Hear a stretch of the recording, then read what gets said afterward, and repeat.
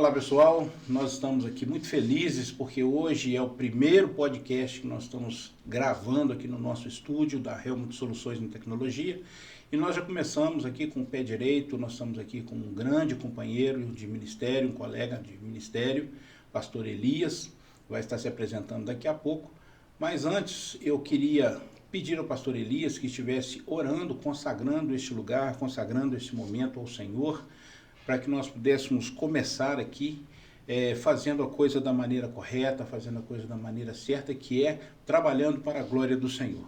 Pastor Henrique tem feito com muito amor, com muita dedicação, tem investido no melhor para que vidas sejam alcançadas, para que muitas conversas aqui com um propósito possa atingir o propósito e a necessidade daquelas pessoas que precisam ouvir. E nós abençoamos, Pai, esse estúdio. Amém, nós abençoamos o ministério do pastor Henrique, Amém, nós abençoamos, Pai, todo esse contexto, a equipe, tudo que está por detrás, para que o nome do Senhor seja glorificado e vida seja abençoada. Que a presença do Senhor seja o maior diferencial, que pessoas possam se identificar, se emocionar, rir, chorar, se sentirem respondidas por algumas questões, histórias contadas aqui, Amém, relatadas, Jesus. não somente hoje, mas mediante vários e vários pessoas que estarão aqui sendo entrevistadas, Pai, Amém, e conversando essa conversa com o pastor Henrique. Muito obrigado, nós abençoamos em nome de Jesus, amém, Amém. E amém. Amém. Então tá bom, pastor Elias, o senhor está com a palavra agora para fazer as suas considerações iniciais, por favor. Amém. Bem, queridos, eu sou o pastor Elias Rodrigues, eu estou há quase 30 anos na mesma igreja, Igreja Batista Jardim das Oliveiras. Eu aceitei Jesus lá em 1995 e, por um período de casamento, eu me desliguei por um período curto, porque minha esposa era de outra igreja, de outro ministério, e eu queria zerar, né, a situação. Então, mas, basicamente, aceitei Jesus 11 de junho de 1995 e batizei no mesmo ano, né? Então, eu vou completei dia 11 de junho, 30 anos, né, de batizado, e vou completar quase 30 anos de Igreja Batista. Sou um dos pastores, sou vice-presidente da igreja, mas estamos procurando servir o Senhor, tanto na área teológica, já servi alguns seminários, mas o intuito mesmo é servir pessoas, é o que está no coração da gente, fazer crescer o reino de Deus. Ok, pastor Elias e eu temos uma história muito bacana, porque o pastor Elias e eu somos contemporâneos do seminário, estudamos durante um período juntos, depois eu tive que me afastar do seminário por questões de saúde, o pastor Elias continuou, depois eu retornei para o seminário e concluí a minha formação, e depois vi a saber que ele estava pastoreando a Igreja Batista Jardim das Oliveiras. E foi um reencontro muito interessante, porque quando eu fiquei sabendo disso, ele foi convidado por uma ovelha minha para pregar na igreja que eu sou pastor. Então, ela falou comigo assim: pastor, eu convidei o pastor Elias. Eu falei: tudo bem, é uma pessoa da sua confiança? Sim, então pode convidar. Quando eu estou lá no culto, aí chega o pastor Elias, era esse Elias, grande amigo, fiquei muito feliz de revê-lo depois de tanto tempo, depois de tanto desencontro, né? Verdade. Você seguindo o seu ministério para um lado, eu para o outro, nós nos Verdade, encontramos numa situação tão inusitada, né? Tão feliz também, tão alegre naquele momento tão importante. É muito bom ter o senhor aqui conosco, o senhor é meu primeiro convidado, meu primeiro entrevistado, né? E eu fico muito feliz de estar aqui com o senhor nesse momento, ok? Maravilha, eu me sinto muito feliz, que privilégio, né? Lisonjeado demais, estou muito feliz. Obrigado realmente das nossas histórias, né, se encontrarem e a gente está caminhando esses anos. Obrigado pela sua amizade, porque atrás do título de pastor você também é um amigo, Com alguém certeza. que eu também posso pedir conselho, que eu posso conversar, pode me ajudar na caminhada. Estou muito feliz de estar aqui, feliz mesmo. Que bom. Pastor Elias, nós queremos fazer algumas perguntas para o senhor, né? Ter algumas respostas que eu acho que seria importante para as pessoas conhecerem melhor o senhor e também nós conversarmos a respeito dos assuntos que são concernentes à palavra do Senhor. Então eu queria que o senhor me contasse, primeiramente, como é que foi aí o seu chamado para o ministério, como é que o senhor teve aí essa revelação de Deus, esse chamado de Deus para ser pastor. Então, pastor Henrique, eu costumo brincar, né? Eu costumo falar com algumas pessoas. Um dia até comentei isso contigo, que quando a pessoa diz, né, que vai ser recebido no ministério, né? Que lembra disso, que vai ser vai ter o culto, né, de consagração. Eu fico assim, meu Deus, eu dou os parabéns, eu dou meus pêsames. Porque para quem leva a sério é um peso, né? Mas é um peso de glória, né? Um peso de responsabilidade, mas é um peso. É como Jesus disse, né, em Mateus 11, né? O meu fardo é leve, mas é um fardo, né? Então a gente às vezes quer açucarar as coisas, mas elas têm as suas responsabilidades. Então, eu confesso sem nenhuma demagogia, quando eu aceitei Jesus, eu me entreguei como um todo. Eu fui muito intenso para orar, intenso para buscar a Deus, para conhecer. Eu li a Bíblia 3 vezes e meia num ano, eu buscava dons espirituais, eu assim, com muita força, sabe? Com muita inteireza do meu coração, querendo acertar, sendo, tem hora até muito radical. Tudo que eu fazia antes, assim, eu queria piamente fazer tudo certinho por causa da glória do Evangelho, né? Daquilo que me salvou, me libertou. Então, foi gradativo, né? O meu chamado foi gradativo. O que aconteceu, se nós fomos para o seminário, fomos contemporâneos, né? Sim. E eu fui lá não é com a intenção de ser pastor, queria aprender mais de Deus, mais da palavra de Deus, e as coisas foram acontecendo. Até que um dia a igreja se reuniu e começou assim os irmãos selecionar, o pastor se viu cansado, precisando de alguns pastores auxiliares, fiquei muito surpreso, colocado o meu nome, e aí eu dei o meu nome e eu fiquei muito feliz, porque na Assembleia que se abre, tem toda aquela... Sim. Né? Você sabe, né? Tem todo aquele protocolo, né? Se a igreja indica para a convenção muito exigente, aí nós passamos uma sabatina assim, puxada, ainda ficamos 2 anos de probatório. Então eu sou filiado, né, a uma igreja batista que é da CBN, Convenção Batista Nacional, diferente da sua, né, que é a Convenção Batista Brasileira. E aí ela tem, né, a sua forma, né, de agir com os pastores. Então, e aí pronto, a coisa foi acontecendo ali, mas Deus tinha me feito promessas de pregar o Evangelho, de eu servir. Inclusive, né, Isaías 42, né, justamente Deus havia me dado uma palavra assim, eis aqui o meu servo, a quem sustenho, o meu escolhido, em quem a minha alma se agrada. Quando Deus me deu essa palavra, foi muito antes da igreja me ver, pastor. E uma coisa, pastor Henrique, isso fica bem claro para quem não está vendo, né, está nos ouvindo aqui.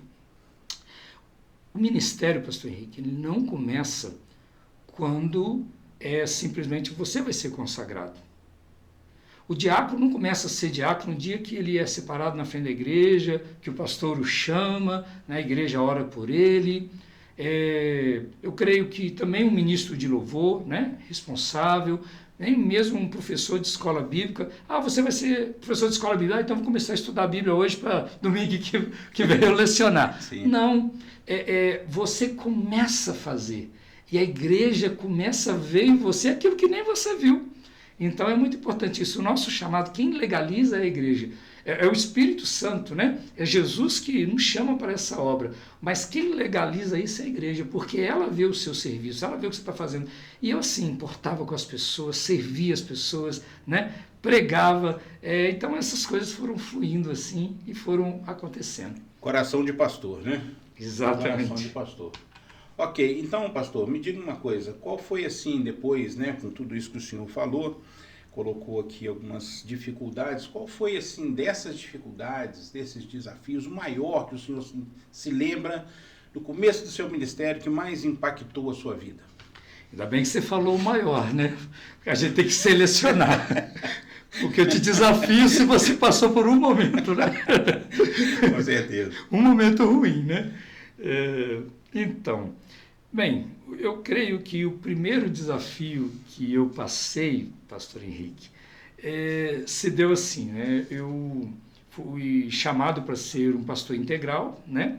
E eu era um co-pastor, mas pastor integral, salariado pela igreja. E tive um pastor presidente, né, que hoje está jubilado, né? E ele, assim, muito rígido. Ele me levou para o ministério. Ele falou: não, eu vejo você que você tem dons, tem dom pastoral e tudo mais. Então, assim, de início, a nossa igreja é uma igreja pequena, né? Média aí 90 membros, 100 membros e tal. E aí a cobrança assim, era muito grande, uma cobrança por trás dos bastidores, né? Olha, Elias, tem que fazer a igreja crescer. Ó, Elias, ó, a igreja não está crescendo, vamos batizar poucas pessoas no próximo batismo e tudo mais. E aquilo eu me via, né, muito pressionado, muito assim. E isso me trouxe assim, me levou a um ativismo, sabe, pastor Henrique? Porque eu, desde então, queria falar não para ninguém, todo pedido que alguém fizesse para mim, não, eu vou, eu posso, e não estava aguentando nada. Muitas das vezes minha esposa me apertava: você está aí, está aguentando nada, agora vai falar que vai sair, vai falar que vai fazer isso. Então, assim, me colocou num ativismo muito grande e, assim, trouxe grandes prejuízos para mim, porque eu tive que abrir mão muito da minha família, né? Coloquei muito a minha família em risco pela minha ausência em casa, e eu tendo que me desdobrar, e aí por isso que eu disse assim, que uma coisa levou a outra, porque esse problema me levou a outro, porque eu fiz tudo isso e depois eu vi que não valeu a pena, entende? Para Jesus vale tudo a pena.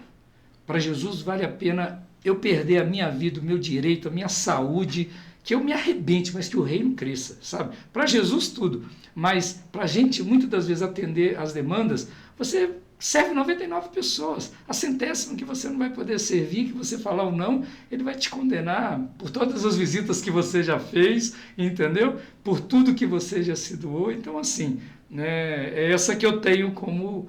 Foi muito desafiador isso, eu ter que me desdobrar, né, e me colocar em segundo, em terceiro, em quarto lugar, a minha família também. Então isso foi muito desafiador. As pessoas não entendem. O pastor fala que está cansado, né? Se o pastor está dormindo, 9 horas, 10 horas da manhã está dormindo, mas não sabe que horário que ele foi dormir, porque não sabe que horário que uma outra ovelha ligou para ele, ficou 2 horas no telefone conversando com ele, né? Ou lá no Zap, né? Pastor, estou com angústia, não consigo dormir, o meu problema é esse. Então o nosso trabalho não é um trabalho que você faz com as mãos, sabe? Não é um pedreiro lá que eu coloquei 40 metros de piso hoje, eu carreguei 50 sacos. É um serviço que não se vê, sabe? É um serviço muito invisível e ele se torna muito cansativo. E isso, para quem está começando, né, o início do ministério, há 17 anos atrás, isso foi muito desafiador, muito desafiador. Uma das coisas que eu ensino na minha igreja, pastor, é que nós precisamos separar igreja de reino. Nem sempre o trabalho na igreja é um trabalho para o reino. E às vezes nós estamos tão envolvidos no ativismo que nós nos esquecemos do reino. Quando, na verdade, a nossa função, como igreja, é ser uma agência do reino. Nós somos agentes que agem em nome do reino. A igreja, a estrutura da igreja, no caso, ela é utilizada para favorecer a expansão do reino. E muitas vezes, quando o foco é a igreja, o pastor se sente sobrecarregado, a liderança se sente sobrecarregada, porque a cobrança ela não para, ela é o tempo todo, né? A cobrança é muito intensa. Mas nós precisamos aprender, como pastores, a fazer isso, a dizer um não. Não é uma palavra e que ela também foi feita para ser dita. E há momentos em que nós precisamos ter a coragem, a ousadia de falar não, porque a igreja, ela realmente cobra muito da gente. A igreja, ela exige muito da gente. Exatamente. E o senhor usou uma palavra muito interessante, que é a palavra bastidor. Na verdade, o pastor, ele tem 2 bastidores. Ele tem um bastidor da igreja, onde o senhor falou da liderança da igreja, né? O pastor presidente, ele vai ter um nível de cobrança, e o bastidor dos bastidores, que é a sua casa. Como o senhor falou aí, né? Teve a sua esposa cobrando, e realmente isso impacta a nossa vida como um todo. Exatamente. Porque imagina se acontece o pior, né? Vamos supor que a esposa não suporta a pressão, né? Aí o pastor divorciou. Exatamente. Tá vendo? Então não percebe que foi, às vezes, o trabalho da igreja, não o trabalho do reino, como o senhor falou. O trabalho da igreja que acabou provocando uma crise no casal e acabou trazendo uma situação muito delicada. E por falar então em igreja, pastor, me diga aí do ponto de vista, né, do seu ponto de vista, qual é aí o maior problema que a igreja brasileira enfrenta hoje? O que o pastor Elias enxerga em termos de problemática na igreja atual? Pastor Henrique, eu vejo com muita tristeza e com muita preocupação o ativismo da igreja em muitos cultos, muitos movimentos, né? Eu tenho um amigo pastor que, o José Mário, ele até comenta assim, chego liderado para ele, né, para poder falar de agenda, alguma coisa, ele fala assim, é evento, já vem mais um evento, né? Porque a gente, né, os departamentos chegam para a gente, né, cada um com sua demanda, vamos fazer um congresso disso, aquilo, e eu vejo a igreja com muito, sabe, com muito evento, e pouco dele se aproveita, pouco dele para edificar a igreja. Hoje, uma coisa que está me deixando assim com muita ojeriza são mensagens de autoajuda, sabe? São mensagens que Deus vai te honrar, Deus vai dar vitória. Não que Deus, né, não tenha honra para distribuir, não que Deus não tenha, né, vitória. Tem dia que eu e vocês estamos precisando de uma palavra de vitória. Mas o que está acontecendo hoje, eu gostaria também que o senhor comentasse nisso, né? O que está acontecendo hoje é que é só os eventos que estão em primazia, não está se olhando, né, a igreja crescer num momento de oração. Engraçado, se a igreja faz um evento de oração, canta um monte de gente, um monte de louvor, tem testemunho, tem isso, aquilo, aí fica um momentinho para oração ali, e quando você ora, você vê que você está sozinho. Se você passar de 10 minutos, 5, 10 minutos, daqui a pouco o pessoal começa a sentar. Então, o maior problema que eu estou vendo hoje na igreja, a igreja não está colocando um alvo, pastor Henrique, sabe, na oração, sabe, na busca da palavra, né, no estudo bíblico, de ouvir a palavra. Hoje, apenas a palavra naquilo que o evangelho pode oferecer, né, mas não aquilo diretamente que ele oferece, santificação, perdão, transformar caráter, vida, e hoje isso me deixa muito triste. Eu creio, né, que é o maior problema que a igreja está vivendo hoje, seja por aí. Ok, como o senhor me perguntou, né, qual seria a minha visão, eu penso, pastor, que isso que o senhor está colocando acontece, e eu também percebo da mesma forma, mas eu acho que é porque nós perdemos o foco. Sim. Nós todos recebemos, como cristãos, recebemos uma missão do Senhor Jesus, que é ir por todo mundo e pregar o evangelho. A igreja hoje, ela está ensimesmada, ela está voltada para dentro dela, quando na verdade nós deveríamos estar voltados para fora, que é inclusive o termo eclésia, que é chamados para fora. Nós somos chamados para fora do mundo, agora uma vez dentro da igreja, nós somos chamados para fora novamente para evangelizar, para levar as pessoas a palavra do Senhor, para que haja conversão, para que haja mudança de vida, para que haja essa mudança de caráter que o Senhor colocou aqui, né? Mas não uma transformação no caráter da pessoa pela mudança da autoajuda, mas pelo poder de Cristo na vida da pessoa. Exato. Inclusive, esse ano nós estamos trabalhando na igreja o tema Transformando Vidas pelo Poder de Cristo. Amém. E é exatamente essa visão que nós estamos precisando retornar à igreja. A igreja não existe para si mesma, a igreja não pode viver voltada para dentro de si mesma, mas a igreja precisa cumprir a missão de levar o evangelho, de levar pessoas a entender o evangelho como o poder de Deus para a salvação de todo aquele que crê. Exatamente. Este é o foco que eu acho que a igreja perdeu. A igreja está voltada para o louvor, a igreja está voltada para os ministérios, a igreja está voltada para os trabalhos que o pastor está chamando de ativismo. Nada contra, acho que precisamos disso, faz parte, porque uma vez salvo, nós estamos reunidos como coletividade, como igreja, também para adorar, para servir ao Senhor ali, né? Servir uns aos outros, para nos amar uns aos outros. Inclusive Jesus fala sobre isso, que se nós nos amarmos, o mundo será atraído pelo amor que nós manifestamos ao mundo, que é o amor de Deus na prática da nossa vida. Exato. Então, Exato. quando nós vivemos isso no nosso dia a dia, nós também estamos evangelizando. Mas a igreja precisa acordar para essa realidade, que Exato. nós existimos para proclamar o reino, para proclamar o Rei Jesus como Senhor e Salvador de toda a humanidade. Perfeito, pastor. Perfeito. Posso só Fica à vontade. reiterar aqui? Então, eu acho legítimo, eu estou nesse mesmo pé de concordância que você. Eu acho legítimo o Congresso. O que eu vejo é que todos os congressos são para que a pessoa tenha uma vitória, tenha um benefício. Exato. Eu não sou contra aqui o Sim. Congresso, pelo contrário, a minha igreja faz um dia com Deus. Né? Eu levei essa ideia lá de uma igreja que eu participei para pregar, para ministrar, e eu levei isso para a igreja. Há mais de quase 25 anos a gente faz um dia com Deus, ou melhor, tem aí uns 16, 17 anos que diretamente a gente faz um dia com Deus para edificar a igreja. Ok, eu digo esses congressos, né, tudo que tem para que a pessoa faça aquele tipo, né, de barganha, onde que a fé dela não seja edificada de verdade. São apenas coisas que pode oferecer. É esse tipo que eu me coloco assim com muita preocupação e tristeza. Até porque, pastor, se a pessoa não tiver uma fé firme, né, embasada na palavra, ela também não consegue evangelizar. Ela também não consegue levar outros a crer naquilo que ela acredita, porque se ela mesma não acredita naquilo que ela está pregando, como é que a pessoa Exatamente. que é alvo da sua palavra vai crer? Então a pessoa precisa realmente participar desses congressos, estar em atividade na igreja, para o fortalecimento da sua fé, mas sempre voltado para isso. Eu não estou vivendo isso para mim, eu estou vivendo isso para o próximo. Amém. Eu estou vivendo isso para servir ao Senhor. Eu estou buscando aqui para poder levar para mais alguém. Né? Alguém já disse com muita propriedade uma frase que eu guardei em algum momento da minha caminhada, que o evangelho é simplesmente um mendigo dizer ao outro onde encontrar o pão.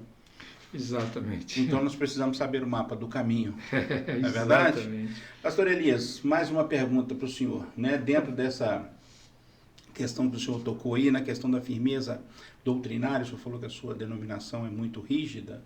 Né? Como é que nós equilibramos aí a firmeza doutrinária com o amor e a graça no contexto atual? Bem, já tinha um filme antigo que já dizia graça demais, né? Não cheira bem. Então, a gente não pode ser uma graça demasiada, né? Mas a gente tem que lidar assim com as pessoas com amor. A Bíblia, se tem uma palavra que ela define o universo, não é só o nosso ambiente religioso, não. Mas define o universo, né? É o equilíbrio. Então, tem que ter amor, mas tem que ter a firmeza, né? Tem que ter a dureza de se cobrar.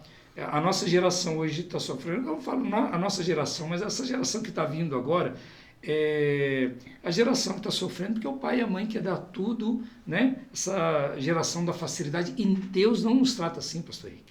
A gente passa os nossos perrengues, tem hora que a gente fala, sabe que Deus está comigo? Porque Ele deixa você passar os perrengues, mas para quê? Para te amadurecer, não é para te destruir. E hoje essa geração, né, que está aqui diante da gente, que vai nos substituir, né, é a geração da facilidade. E é uma geração que não cresce, sabe? Então, hoje, você confronta uma pessoa, ele não vê o confronto com maturidade, que você está reconhecendo pontos de qualidade nele, mas tem pontos falhos que você está, olha, você é um bom irmão, você é uma boa irmã, você vem na igreja, você tem um certo compromisso, eu admiro você, olha, mas tem isso aqui que você precisa mudar. Ainda que você diga com muito amor, com muita graça, as pessoas ainda, é uma geração que se sente muito ofendido pelo que você fala. A geração hoje, enquanto a geração da igreja primitiva, ela morria, né?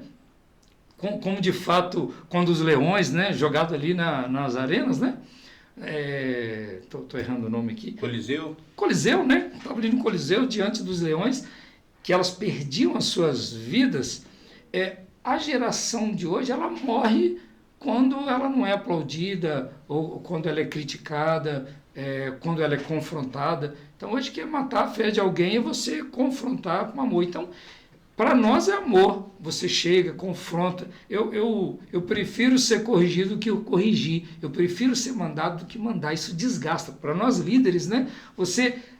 Era bom se a pessoa notasse e fizesse, né? E tomasse uma atitude. A gente se gastar, né? Da energia de ter que apontar, de ter que falar, olha, isso aqui não está bom, olha, isso aqui.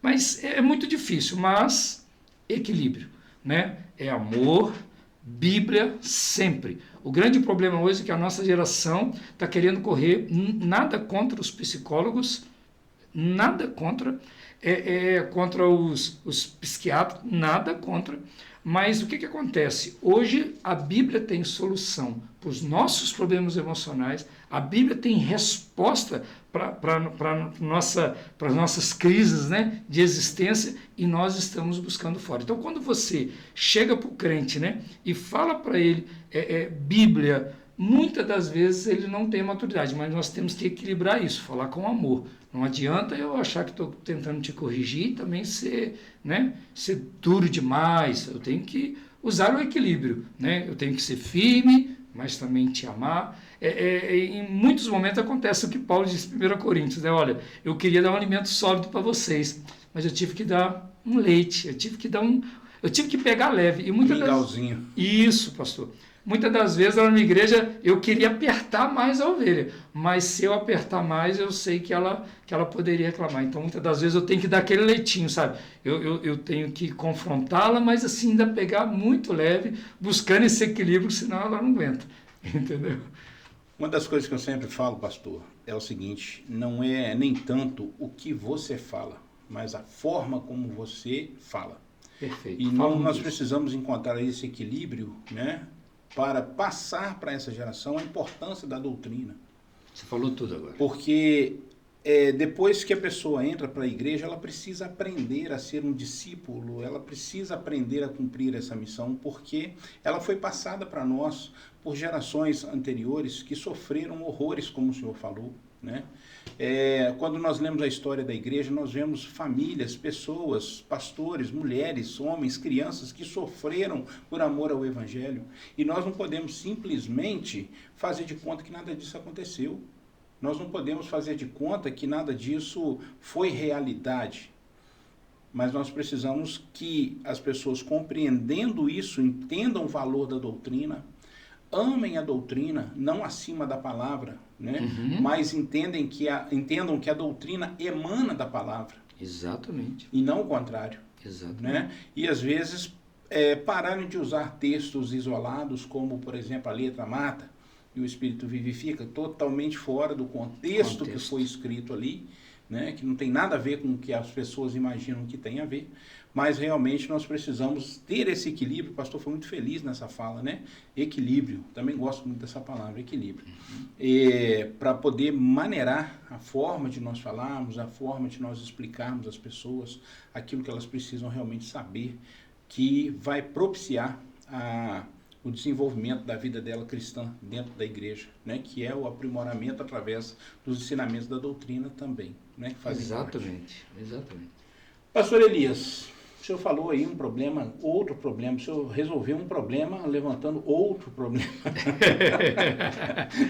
Já que é uma conversa com propósito, vamos levantar os problemas. O senhor resolveu um problema arrumando outro problema. Eu queria que o senhor nos falasse aqui, pastor, por favor, o que o senhor diria a um jovem que sente o chamado, mas está cheio de dúvidas e medo?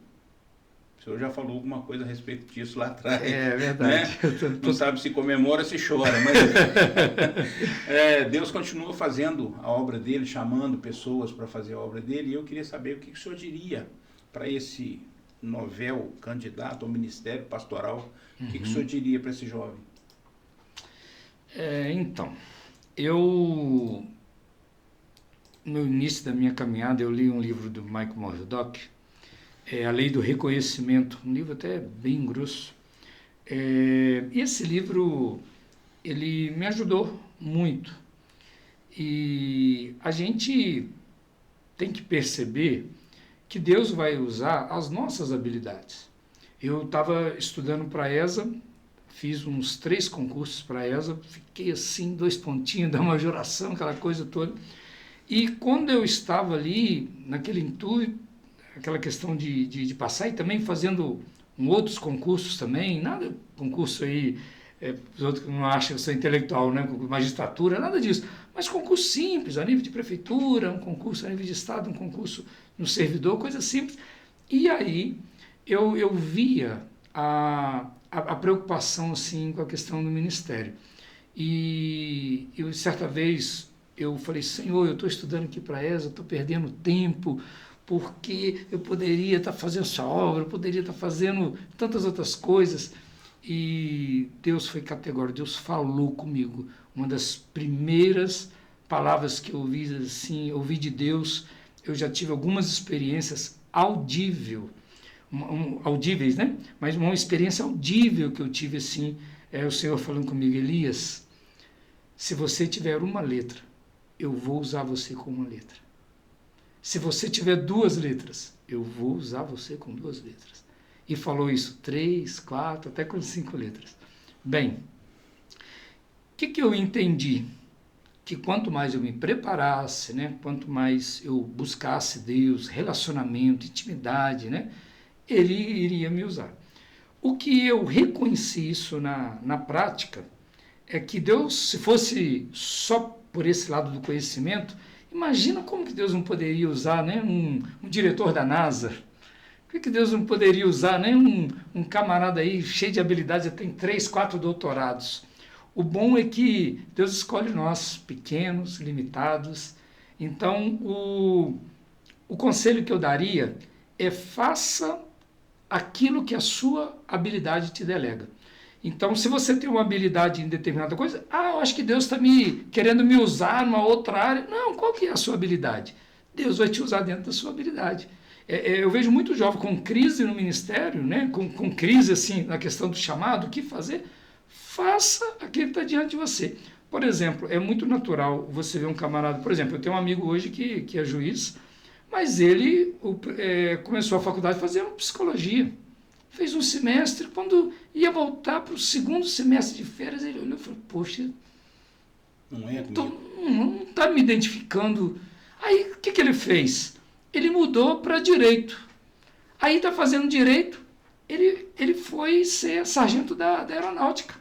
Passou um concurso de sargento da aeronáutica, aí foi mecânico da aeronáutica, 9 anos. Aí nisso ele concluiu o curso de direito, passou em defensoria, depois ele passou na magistratura. Então hoje ele está, né, em um lugar aonde que ele foi cada dia descobrindo qual era a sua habilidade e também procurando a sua letra, né, procurando conhecimento. Então, o conselho que o jovem vai se manter firme, seguro, se ele estiver executando a sua habilidade. Ele tem que fazer aquilo que ele faz naturalmente. Por exemplo, eu sou um camarada, não parece, eu sou extremamente tímido. Então, a maneira que eu lidei com a minha timidez foi falando. Então, quanto mais nervoso eu fico, mais falão eu fico. Por quê? Porque era a maneira de eu suprir essa carência. E quando eu cheguei no ministério, ele disse, você dá uma palavra aqui? Eu falei, meu Deus, eu vou ter que... Sendo que, pastor Henrique, quando eu começava numa sala de aula, eu era louco para sentar lá na frente, para poder ficar mais interagido com o professor, mas eu sentava lá atrás para ninguém me ver na última carteira. À medida que ia passando os meses, né, da escola, eu ia andando para frente, terminava o ano, eu lá na primeira carteira.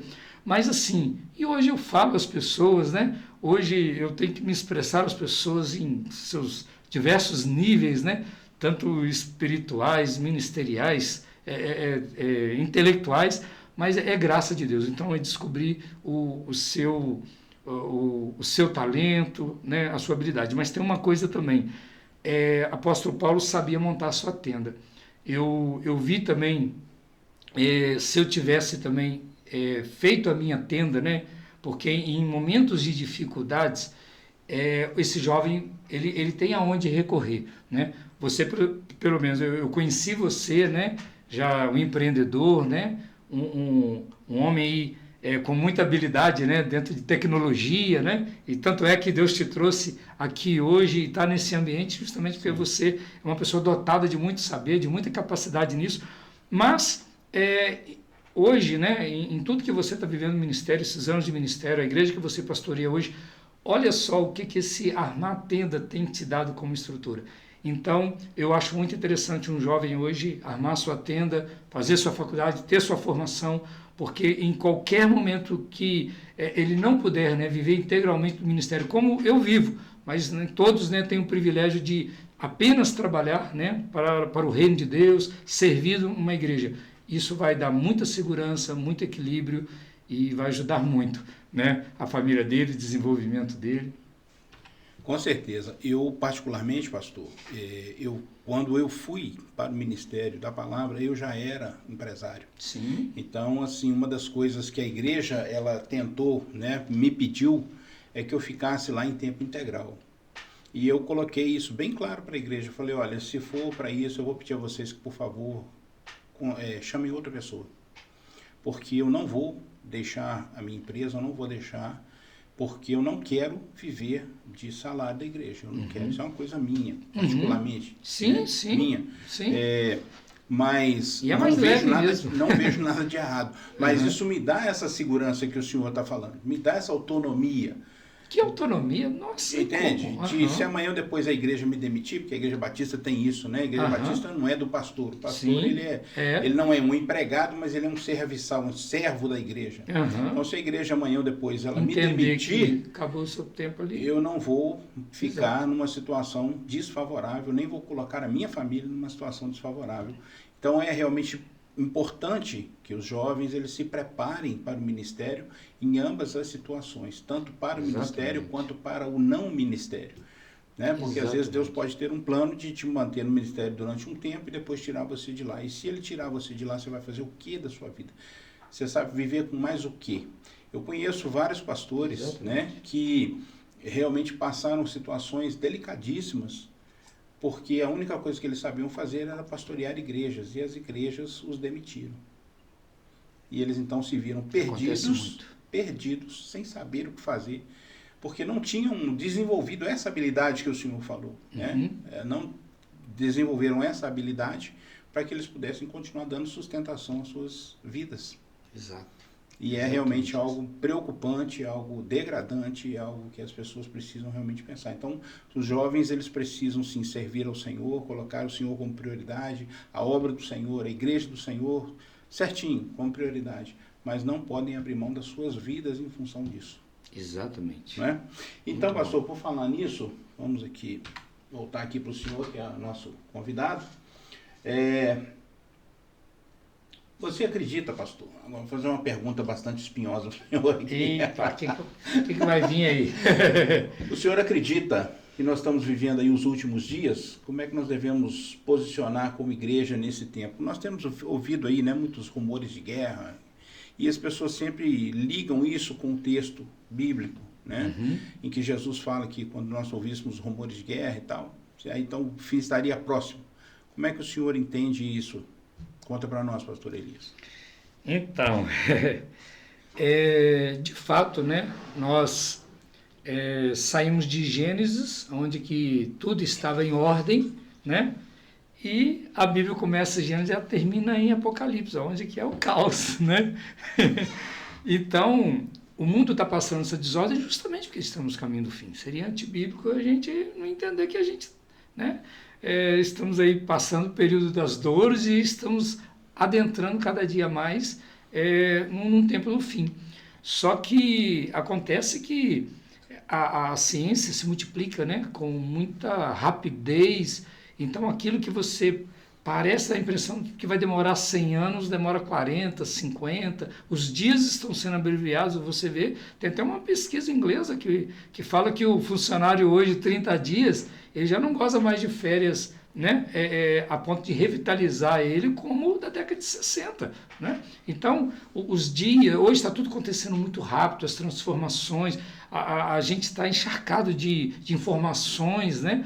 Mas a igreja está caminhando, sim, para os últimos dias, e o que eu vejo isso com muita preocupação é que cada dia a igreja está ficando mais secular.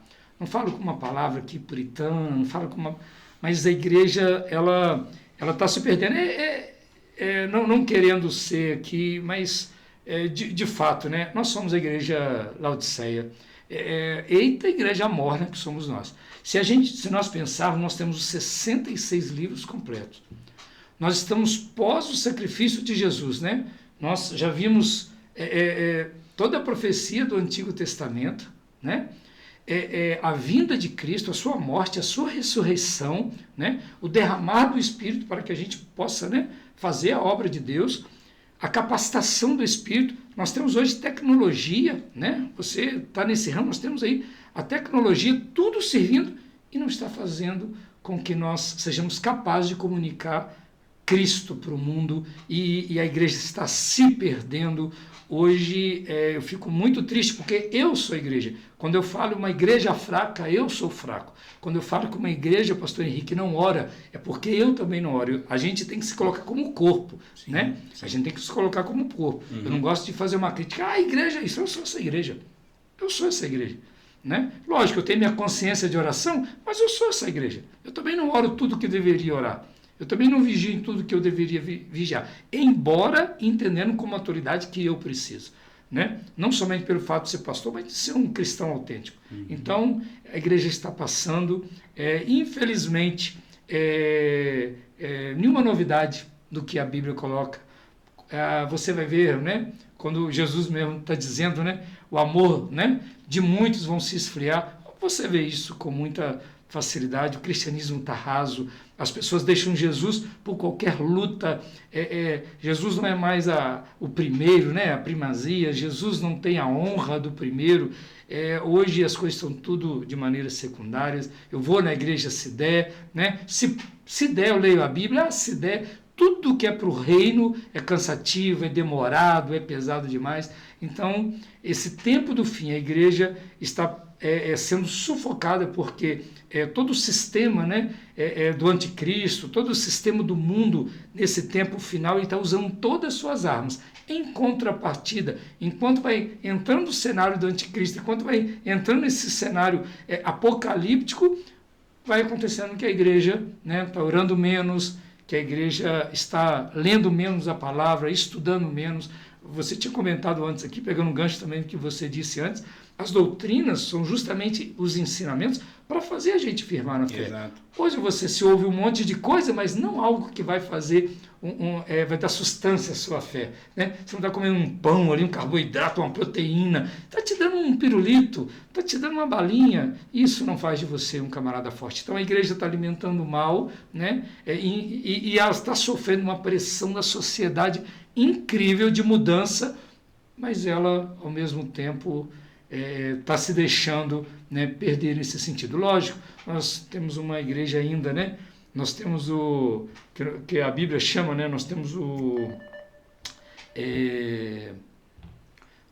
nós temos ainda os, perdão aqui, viu? Nós temos, depois você corta. Nós temos então, voltando nisso, né? Nós temos esse período, porque eu perdi a palavra aqui, esse período do fim, né, remanescente. Nós somos a igreja remanescente. Nós somos a igreja, nós temos ainda a igreja remanescente. Ainda há aquele povo que é fiel, aquele povo que consegue fazer a leitura da sociedade, o tempo moderno. Nós temos que entender que os tempos mudaram, não dá para se aplicar, né, com as mesmas ferramentas, com os mesmos métodos, aquilo que se aplicava antes. Agora, os fundamentos não mexem. Bíblia, oração, vida com Deus, né? Ter compromisso com a igreja, isso é inegociável. Mas que nós estamos vivendo um momento difícil, nós estamos vivendo, e é isso. O senhor acha, pastor, que na verdade o que está faltando hoje é discípulo? A igreja está cheia de gente, mas com menos discípulos? Perfeito. Hoje o camarada aprende a ser líder, mas ele não aprende a ser discípulo. Ele não aprende a ser igual a Jesus. Ele aprende a mandar, delegar, fazer um monte de coisas na igreja, mas não ensina ele a ser servo, não ensina ele servir, colocar no lugar do outro. E, lógico, muitos pastores sérios, como a sua igreja é ensinada, como na nossa igreja a gente tenta, tem muita igreja séria, tem muita igreja, mas tem igreja que não coloca isso como prioridade, né? Exatamente. E, na sua opinião, pastor, falando sobre tudo isso que nós já falamos até aqui, né? há uma preocupação muito grande com a saúde mental e física dos pastores, porque a cobrança, como o senhor mesmo falou, tem sido muito grande, né? As dificuldades no ministério têm sido muito grandes, o tempo parece que está cada vez mais curto, a gente precisa de dia de 35, 40 horas, porque 24 já não está dando mais para atender tudo, né? Como é que o senhor, na sua opinião, né, pode cuidar da própria saúde emocional, da própria saúde física, da saúde espiritual, sem se perder nesse emaranhado que é a rotina da igreja? Então, pastor Henrique, eu vim aqui só para você fazer pergunta difícil, né? Não são perguntas no termo de intelecto, né? Mas são perguntas no campo filosófico, né? Teológico e espiritual, tudo embasado assim, tá tudo... Tudo misturado. Tá tudo misturado. É desafiador. Olha, eu vejo assim, né? Você não vê um pintor, um camarada que pinta um automóvel ou mesmo uma casa, sem ter respingos de pintura no uniforme dele ou na roupa dele, não é verdade? Sim. Quando o senhor leva o carro do senhor lá no mecânico, ele está lá com aquele uniforme branquinho assim, não tem uma graxinha na unha, né? Ele está totalmente impecável? Não tem jeito. Por exemplo, eu conheci uma médica, amiga de um outro médico, amigo meu em São Paulo, fazendo a especialização lá, pegou uma bactéria. Mas por que ela pegou? Porque ela estava dentro do hospital, porque ela estava em contato.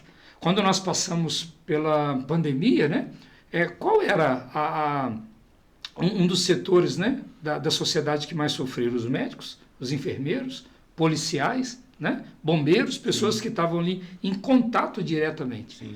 Então, eu estou tentando desenhar aqui para o senhor, né? E eu espero para quem está em casa, né, nos vendo aqui e nos ouvindo, eu espero que ele entenda que o trabalho pastoral, ele requer envolvimento com pessoas. Envolvimento, as pessoas vão nos ferir, envolvimento vai ter um desgaste emocional. O senhor mesmo já disse antes que a gente vai servir, a cobrança é intensa, ela não para. Eu estou fazendo um curso de aconselhamento pastoral, e o nosso professor, umas semanas atrás, uma semana passada mesmo, ele disse algo muito interessante, né?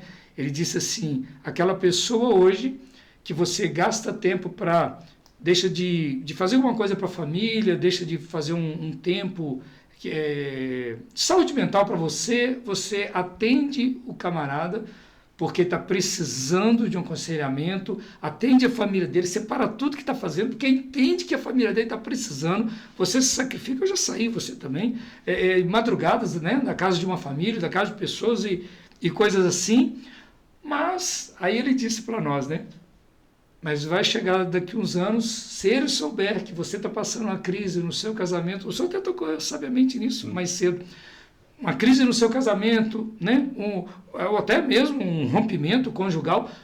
Como é que pode? Esse pastor não vigiou, esse pastor não tomou conta da família dele e não sei o quê. Só que ele esquece que esse pastor abriu mão da família dele para colocar a família dele em primeiro lugar. Sim, com certeza.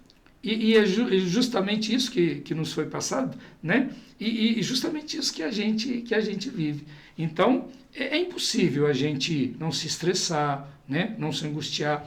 Eu li um livro muitos anos atrás do N. Ribeiro, Andando com Tanque Vazio. Achei que eu não ia lembrar, porque eu trouxe à mente agora. N. Cordeiro, Andando com Tanque Vazio. Esse livro me abençoou muito, porque eu estava vivendo o início de um burnout. A gente sempre fala muito, né, pastor, sobre estresse. Sim. Mas eu comecei a viver um princípio de um burnout. E justamente por causa daquela cobrança, né? Aquela cobrança em demasia, né? Aquela necessidade que a gente vê de servir a igreja, de falar sim para tudo. E eu confesso que foi doloroso. Ter que tomar remédio, né? Admitir para as pessoas que o pastor está tomando remédio para conseguir dormir, tomando remédio, né? Então, é difícil para nós, que tanto queremos motivar, que falamos que a palavra de Deus é cura, mas o que acontece, na verdade, é que nós também, por tanto envolvimento, a gente também é atingido. Porque o N. Ribeiro fala de um lixo, né, emocional. Nós temos uma lixeira emocional. Então, quando o senhor chega em casa, quando eu chego em casa, e o senhor disse bem, né, dos bastidores aí da família, quando a esposa fala, tem aquele vazamento, tem que fazer aquilo, criança no colégio, todas aquelas demandas da vida, você já está aqui de cobrança, né, de reclamações de um com o outro, reclamação disso, de insatisfações. Então, tudo isso faz com que a gente tenha um desgaste assim muito grande. É lógico que nós sabemos para que nós estamos trabalhando, né? Nós estamos servindo a Jesus.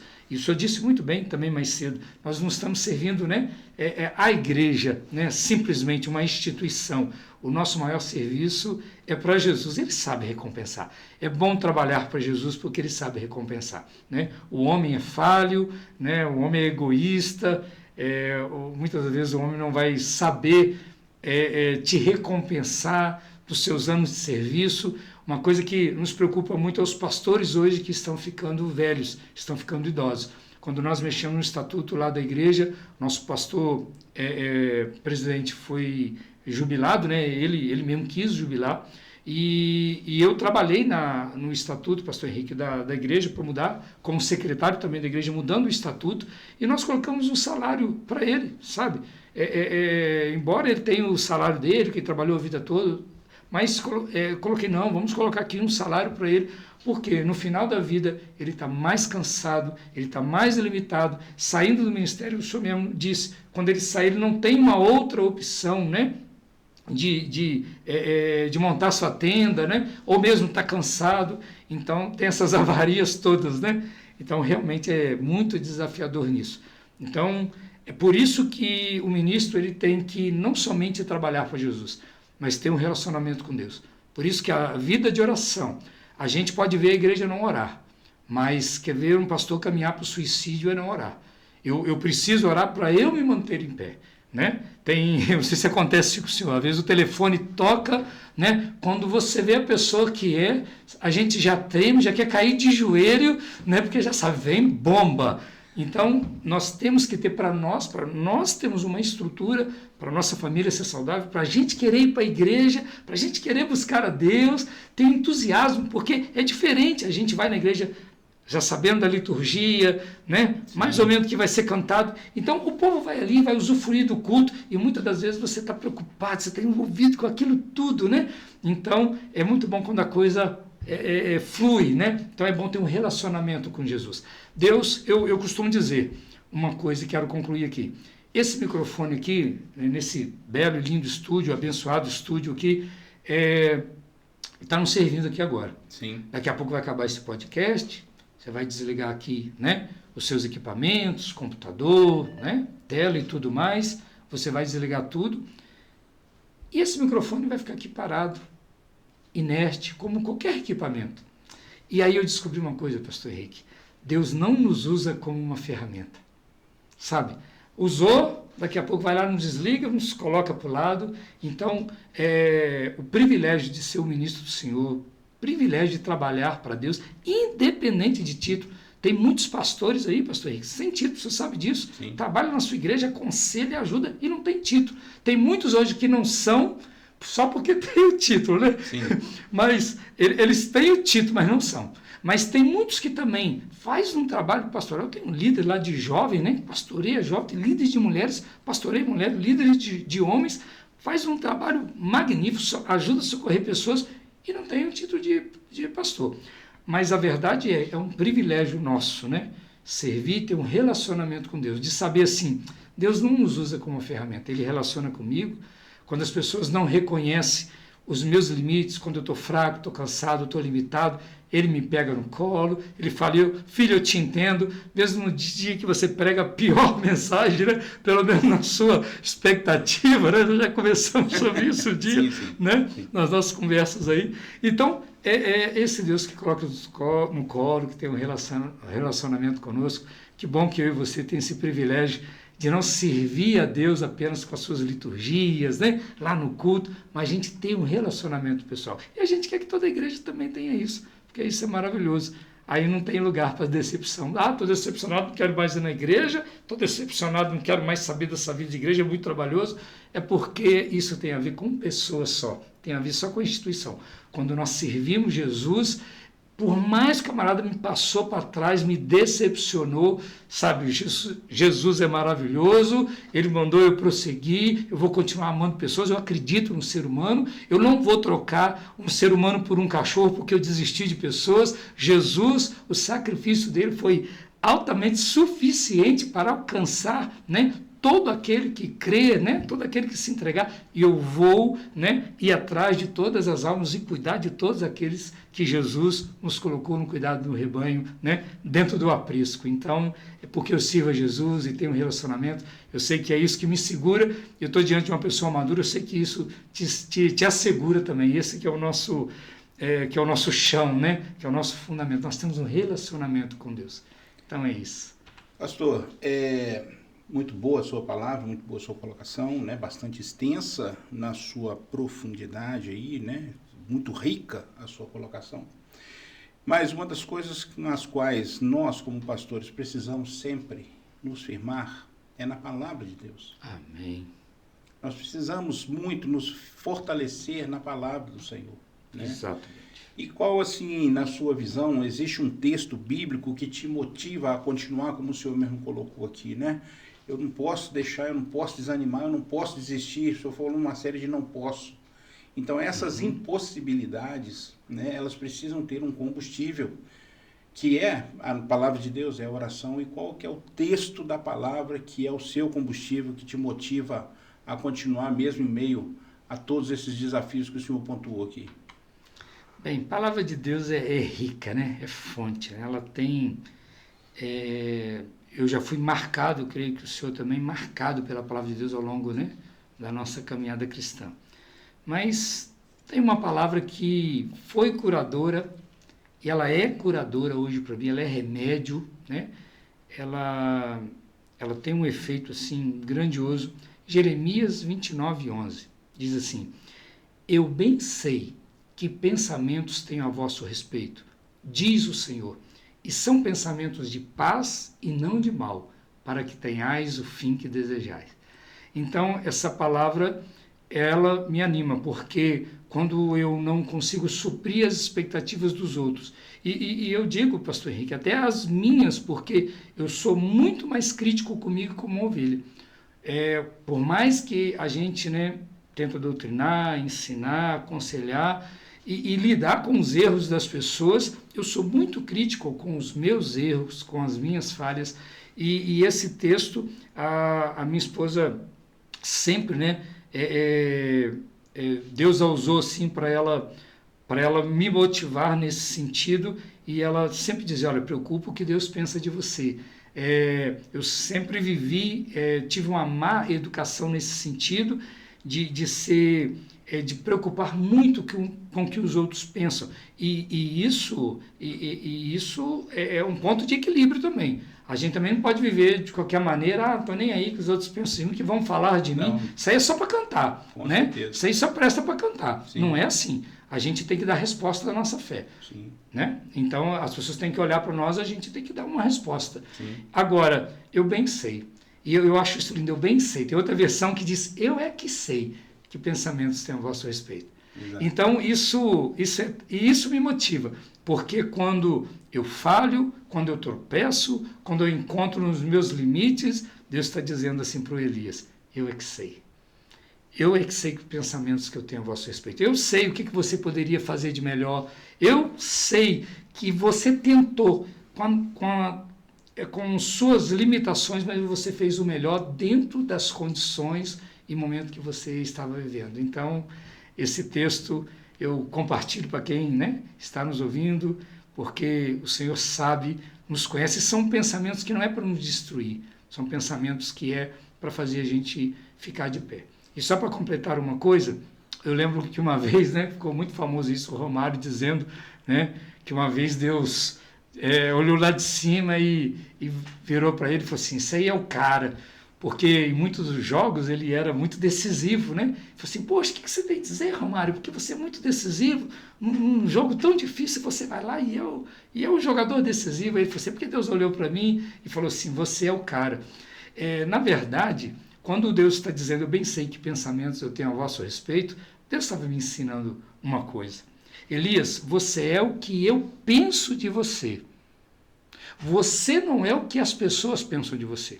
Porque o problema, pastor Henrique, está em que quando vivemos em função do que as pessoas pensam de nós, isso é muito perigoso também, e muito perigoso mesmo. Por quê? Porque eu posso acreditar que eu sou um camarada de Deus. Ah, Elias, você é um homem de Deus. Porque está vendo eu fazer tudo certinho, porque eu estou cheiroso, porque eu estou com a Bíblia na mão, né? Porque eu peço por favor, eu estou num ambiente, né? Que os olhares estão, né, para mim, favorável, né? Mas e quando eu estou no meu quarto escuro?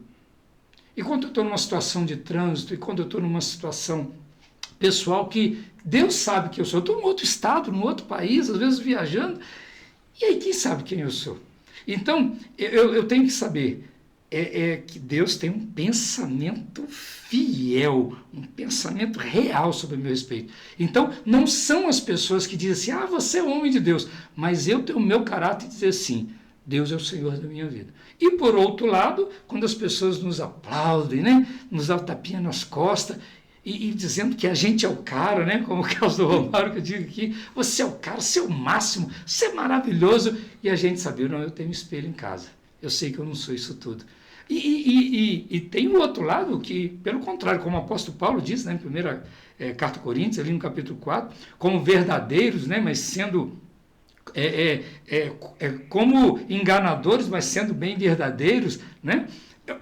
Quando ele faz essa contraposição ali, esse termo paradoxo, né? Paradoxal, o termo que o mundo está vendo e o termo que ele é perante do Senhor, né?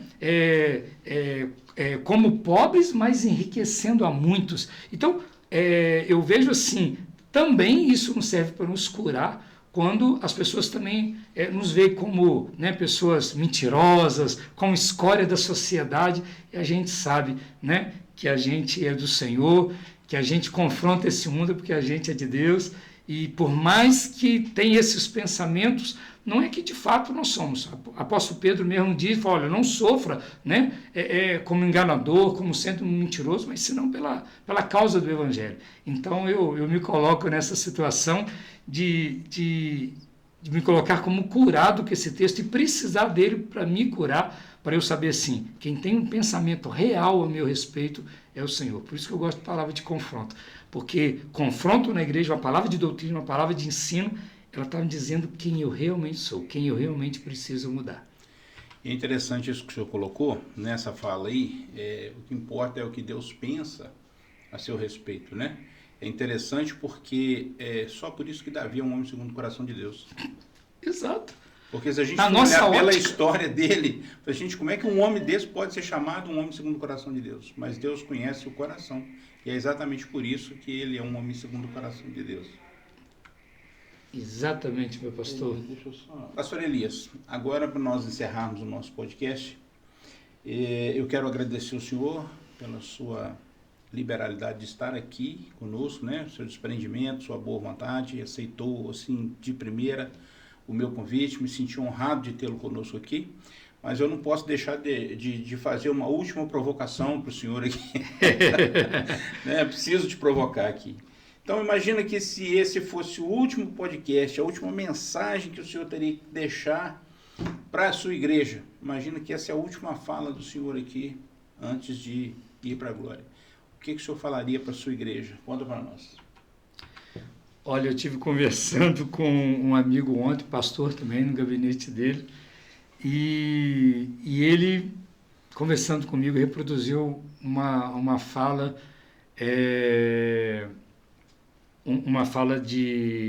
do pastor...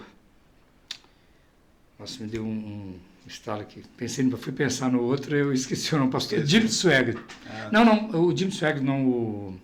Nós estivemos conversando do Jim Swaggart, o pastor dos Estados Unidos, Billy Graham. Exatamente. Porque nós também conversamos de Jim Swaggart, eu me confundi. Mas o Billy Graham, ele disse que ele falou isso na altura lá de década de 80 para 90. Não foi nem agora no final da vida dele, não. Ele disse assim, pastor Billy Graham, se no final do seu ministério, na altura do seu ministério, o que seria mais importante se eu tivesse que começar tudo de novo, né? Então eu vou partir desse princípio. Se hoje fosse o último, né? E eu não tendo mais possibilidade para orientar, para falar mais nada a ninguém, eu usaria as palavras do Billy Graham, do querido pastor Billy Graham, saudoso Billy Graham. Ele disse assim, eu teria lido mais a Bíblia e eu teria orado mais. Então, se é um conselho que eu deixo, se hoje eu não tiver acesso mais a você que está nos vendo, né, e nos ouvindo aqui, se é uma mensagem, uma bandeira que eu vou levantar, é a palavra de Deus, sabe? Palavra de Deus é algo surreal na vida do ser humano, é o que transforma, é o que muda, e a oração, um relacionamento com Deus, um relacionamento que vai além da religiosidade. O cristianismo ele se limita, né, às suas crenças, né, às suas doutrinas, mas o verdadeiro cristianismo é um relacionamento íntimo com Deus.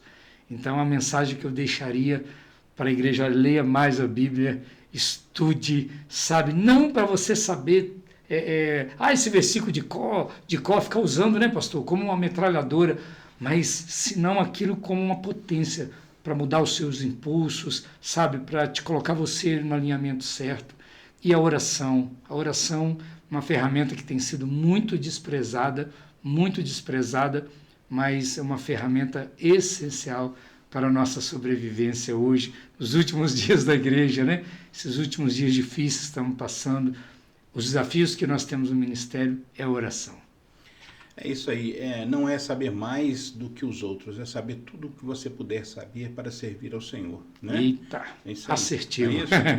Pastor Elias, mais uma vez, muito obrigado. Eu deixo a palavra agora para o senhor tecer as suas considerações finais, e fica aqui a minha eterna gratidão pela sua boa vontade, por esses momentos que passamos aqui, que foram tão edificantes, né? E tenho certeza que vai abençoar a vida de muitas pessoas. Pastor Henrique, eu que tenho que agradecer. Obrigado pela sua lista de muitos homens de Deus e de muitas pessoas aí importantes, e eu né, no seu primeiro convite. Eu me sinto muito honrado, eu fiquei muito feliz, e um privilégio, né, estar dirigindo as pessoas aqui, né, que vão te seguir, que estão interessadas pelo seu conteúdo e vão ser abençoadas. A minha gratidão, muito obrigado por essa confiança, muito obrigado pela nossa história, né, de estarmos caminhando juntos, né, e aprendendo um com o outro também, e vamos seguir com Cristo. Ao Senhor Jesus toda a honra e toda a glória. Amém. E o que eu deixo aqui como palavra final é que vamos priorizar o Senhor em tudo, colocar Ele no devido lugar do pódio, do lugar mais alto que Ele merece. Vamos honrar a Deus com todas as nossas forças, né? Como diz, né, aquele acróstico do café, né? Amar o Senhor teu Deus de todo o coração, de toda a sua alma, de todas as suas forças, de todo o seu entendimento, né? Então eu quero deixar a minha gratidão por você me fazer esse convite e eu ser tão abençoado. Eu vim aqui responder algumas coisas para você, mas é você interagindo comigo e também me deu uma aula que eu também estou saindo muito edificado. Espero que quem, né, ouviu essa conversa de hoje, essa conversa com propósito, né? Exatamente, esse tema, né, ele cai como uma luva, né? Exato. Esse título, né, digamos assim, desse podcast. Então eu quero dizer que eu sou um felizardo, Deus abençoe sua vida e que você tenha muito e muito sucesso, tá bom? Okay, obrigado mesmo. O propósito da nossa conversa, pastor, é levar as pessoas a uma certeza de que elas podem crer. Né? Maravilha. Então esse é o grande propósito da nossa estada aqui. Muito obrigado mais uma vez. Verdade. Deus abençoe o senhor, seu ministério, sua família. Tá? Que você continue sendo esse instrumento, essa bênção que tem sido nas nossas vidas.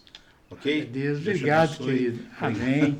Sorte de bênção. Se eu posso crer, Deus pode fazer, né? Exatamente. Eu gosto dessa frase. Um abraço, querido.